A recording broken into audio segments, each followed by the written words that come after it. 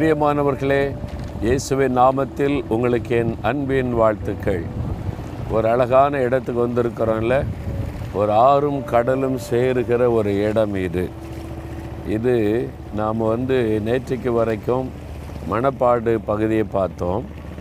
இது வற்றாத ஜீவ நதி தாமிரபரணி ஆறு கடலில் கலக்கிற இடம், புன்னக்காயல் என்கிற இடத்துல இந்த இடம் இருக்கிறது. பாருங்கள், அந்த ஆற்று தண்ணீர் கடலில் கலக்கிற ஒரு இடம் இது. ரொம்ப அழகான ஒரு இடம். இந்த இடத்துலேருந்து உங்களோடு பேசுவதிலே நான் மகிழ்ச்சி அடைகிறேன். ஆண்டவர் உங்களுக்கு ஒரு வார்த்தை கொடுக்கிறார். மீகா 7ஆம் அதிகாரம் 15ஆம் வசனம், உன்னை அதிசயங்களை காண பண்ணுவேன். ஆண்டவர் உங்களை பார்த்து சொல்கிறார், என் மகனே, உன்னை நான் அதிசயங்களை காண பண்ணுவேன். என் மகளே, உன்னை அதிசயங்களை காண பண்ணுவேன். ஏதோ ஒரு அதிசயம் உங்கள் வாழ்க்கையில் நடக்க வேண்டியது இருக்கிறது. ஒரு அதிசயம் நடந்தால் தாங்க முடியும், எல்லாமே அவ்வளோதான், முடிஞ்சு போச்சு அப்படின்ற சூழ்நிலையில் வந்திருக்கீங்களா? உங்கள் குடும்ப காரியம் அல்லது உங்களுடைய பிஸ்னஸ் காரியம், வேலை காரியம், பிள்ளைகள் காரியம் எல்லாம் நம்பி கற்று போச்சு, ஒரு அதிசயம் நடந்தால் தான் உண்டு அப்படின்னு நினைக்கிறீங்கள?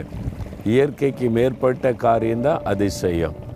ஆண்டவர் சொல்கிறாரு, நான் உனக்கு செய்வேன். நீ நினைக்கிறல்ல ஒரு அதிசயம் நடந்தால் தான் உண்டு, இனிமே அவ்வளோதான் அப்படின்னு நினைக்கிறல்ல, நான் அந்த காரியத்தில் உன்னை அதிசயங்களை காண பண்ணுவேன் என்று வானத்தையும் பூமியை உண்டாக்கிய ஆண்டவர் உங்களை பார்த்து சொல்கிறார். அவர் சொன்னபடி செஞ்சிருவார். உன்னை அதிசயங்களை காண பண்ணுவேன்னா கட்டாயம் நீங்கள் எந்த காரியத்தில் இனி நம்பிக்கை இழந்து போனீங்களோ அதில் ஒரு அதிசயம் நடப்பதை நீங்கள் காண்பீங்க. அப்போ முடியாததை முடிய செய்கிற தேவன் அவர். கடலை ரெண்டாக பிளக்க முடியுமா? முடியாதில்ல.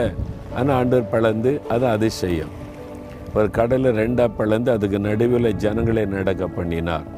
ஒரு வனாந்தரத்தில் 30 லட்சம் மக்களை 40 வருஷம் நடத்த முடியுமா? அங்கே ஒன்றுமே இல்லை, சாப்பிட்றதுக்கு ஒன்றும் கிடையாது, ஒரு மரம் கூட கிடையாது, ஒரு நீரூற்று கூட கிடையாது, அதாவது தண்ணீர் ஆறு கூட கிடையாது.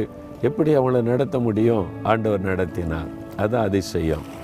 அதே மாதிரி உங்கள் வாழ்க்கையில் முடியாதுன்னு நீங்கள் நினச்சிட்டீங்க, வந்துட்டீங்க. ஆண்டவர் சொல்கிறாரு, என் பிள்ளைகளே, உங்களுக்கு அதிசயத்தை நான் காண பண்ணுவேன். விசுவாசிக்கிறீங்களா? ஆண்டவர் எனக்கும் ஒரு அதிசயம் செய்வார்.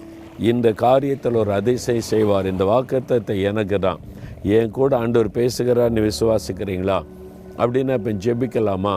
எந்த காரியத்தில் உங்களுக்கு ஒரு அதிசயம் நடக்கணும்னு நீங்கள் எதிர்பார்க்குறீங்க, அந்த காரியத்தில் இப்போ அதிசயம் நடக்கணும்னு ஜெபிக்கலாம். தகப்பனே, நீர் அதிசயங்களை செய்கிற தேவன், எங்களுக்கு கொடுத்த அந்த வாக்குத்தத்தத்திற்காய் ஸ்தோத்திரம். இந்த மகன், இந்த மகள், இந்த காரியத்தில் எனக்கு ஒரு அதிசயம் நடந்தாதான் உண்டு, அதிசயம் நடந்தே ஆகணும்னு விசுவாசத்தோடு ஜெபிக்கிறாங்களே, இயேசு கிறிஸ்துவின் நாமத்தில் இந்த காரியத்தில் அதிசயம் நடக்கட்டும். இன்றைக்கே அந்த அதிசயத்தை கண்டு மகிழட்டும். இயேசு கிறிஸ்துவின் நாமத்தில் ஜெபிக்கிறோம் பிதாவே. ஆமேன், ஆமேன்.